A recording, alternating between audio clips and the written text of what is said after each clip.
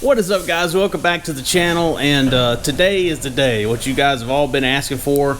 Probably the reason a lot of you guys are even follow the channel, you know, other than Misfit and whatnot. But a build series that we had started a couple years ago, and we haven't even touched it in over a year, just because this year's been a pain in the butt, just to be honest with you. So we've just kind of been focusing on staying alive and everything. But it's finally back. Ace is high. We're getting it out of the corner in here.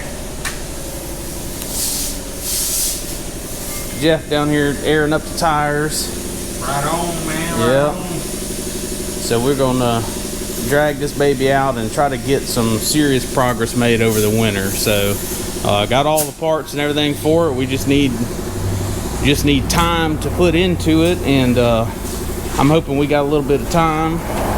Misfit's not broken, and it's parked for the winter. And other than a few other projects we got going on, this is going to be the primary focus. So, and I'm excited. I'm ready to get this sucker going. So,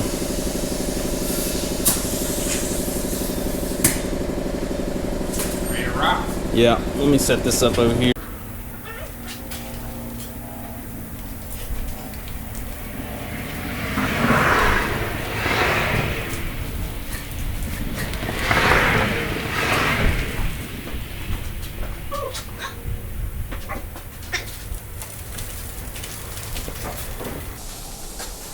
Brakes might be dragging a little bit. That's kind of what it feels like. It feels some resistance. A little rusty.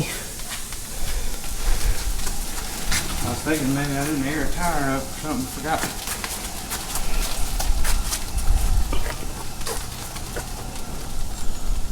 Alright. Whew. Yeah, it was a little more difficult to push than it was whenever I put it in there. It's like them strongman games, man. Yeah.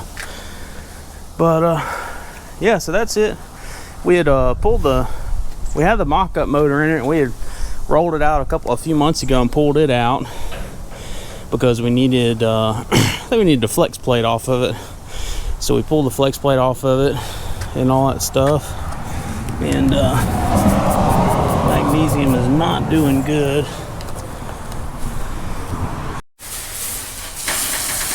So for anyone that may not be familiar with this, I know a lot of you guys kind of came on board when we were still working on this deal, but for anyone not familiar, this is Ace's High. It's a 57 Chevy Bel Air 2-door hardtop. We started out a few years ago as just a bone stock complete car that belonged to my great uncle, and the car was rougher than it looked. We started disassembling it and took it, had it sandblasted, and then just continued to kind of gut it, and then we started working our way back up. So the idea with this car is to build a gasser, specifically a late era gasser. So I'm talking 1969, 1970 era. So that's a little bit bigger tire, a little bit lower stance, and we started from the ground up. So one of the first big things we did was we did the rear end. We narrowed a 9-inch housing, and we kind of went through that whole setup. We built a set of 52-inch long ladder bars from scratch out of chromoly tubing, and then did some coilovers, and that whole setup. Ordered a set of custom axles from Strange, have those in here, and we built all that specifically around these wheels, which are American Racing magnesium.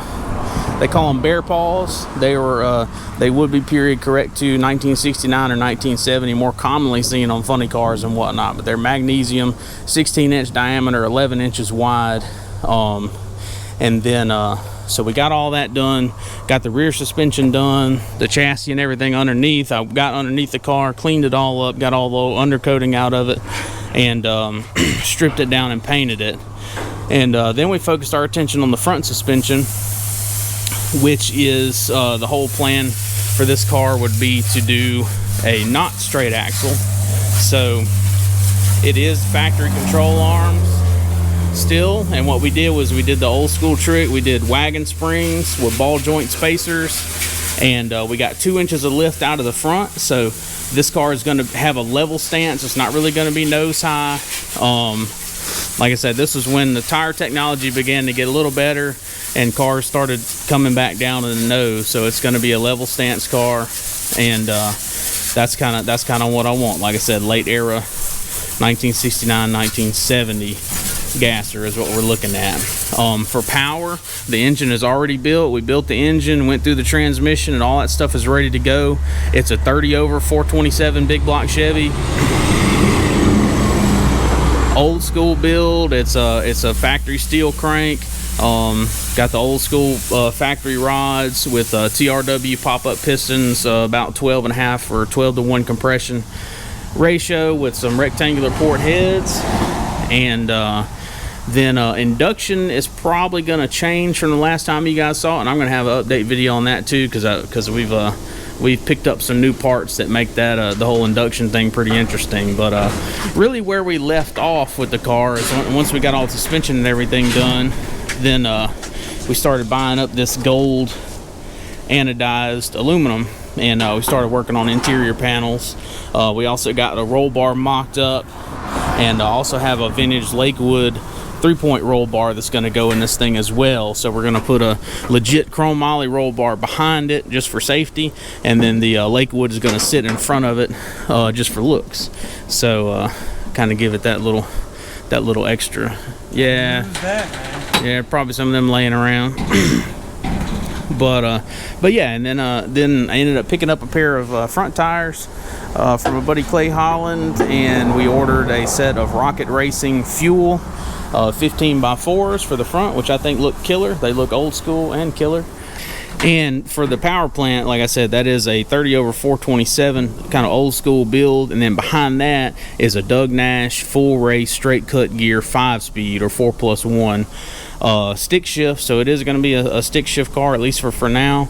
I think that'll be fun. It's not going to make a ton of power, so the goal is to try to not make so much power that we can keep that stick shift intact. I'd really rather not break it, but it's not going to be a super fast car, but the idea is just to be able to go out there and have some fun with our buddies and not kill a bunch of parts and stuff like that. But Always a plus. yeah, that's always a plus, and it's cheaper that way too. So that kind of completes the package of where the car is at and what the plan is with the car. All right, guys, so we just kind of wanted to do a recap on Aces High and to show where we're rolling it out of the shop and we're getting it ready to go. Of course, as soon as we touch this car, a bunch of customer cars are going to come in. So, but we got 2 jobs in here. We're getting knocked out now. Our dad's getting knocked out. And but I just kind of wanted to recap for a lot of new people that hadn't been on board with this whole deal. And I'm going to put a link in the description, and probably also one up above here of the playlist of the build up to where we're at now. And then we're just going to kind of jump on it here in the next few days. And where do you think we're going to try to hit next? There's still a lot to do, obviously, but yeah, we're kind of right in the middle of so much right now. I can go in any direction as long as some progress gets made. I'd be good with that. But I mean, I've kind of got the sheet metal in my brain like I want it back there. It's just roughed in right now. Of course, none of that's fitted and put in permanent. It's just laying in there. So I'm kind of leaning toward doing the firewall and the transmission tunnel next with the sheet metal, and then just try to get some hours to put back in it. Like I say, anything gets done right now, be progress. yeah. It kind of seems like it gets shoved back in the corner every time I think about working on it. Yeah. I'd like to get on it and stay on it for a while and make a showing with it. I mean, we've come a long way, but it's just to the point it's don't look like anything yet. Right. Yeah. But it's like there's a lot left to do, but there's not a whole lot once you start thinking about it. I mean, firewall and the sheet metal, and then it can kind of start going back together. All the deconstruction for the most part is done, so it's just ready to go together. Yeah, it's coming back up, and as far as that goes, we need to decide what we're going to do about some headers. If you want to go to stainless steel, we need to get some tubing ordered and mop the block back up in it and build some headers for it. But yeah, there's been a lot of progress made. I mean, the rear end's done, the front end's done, it steers and it rolls. That's usually when you get one rolling, that's a milestone building a car, you know. Yeah. But and I got the cage and all. It's laying over here. It's been cut and fitted and ready to weld in. I just didn't put it in yet while I was doing all my sheet metal work because I'm old and fat and I can't move and I need some room and as much room as I can get. So I'm gonna try to wait as far down the list as I can before I start putting the roll cage in it. And, Right. We got the seat to go in it we're gonna use. I mean, we got a lot of stuff. Yep. I think my shop might be clean by the time we finish this build. The only way I can clean my shop up is to build a car. Yeah. Yeah, it's a bunch of junk laying around here for it, so. But, anyway, yeah, so I guess that's about it. So, we'll have a bunch of stuff coming on this one in the next few months, and, hopefully another episode on some actual work getting done here very soon.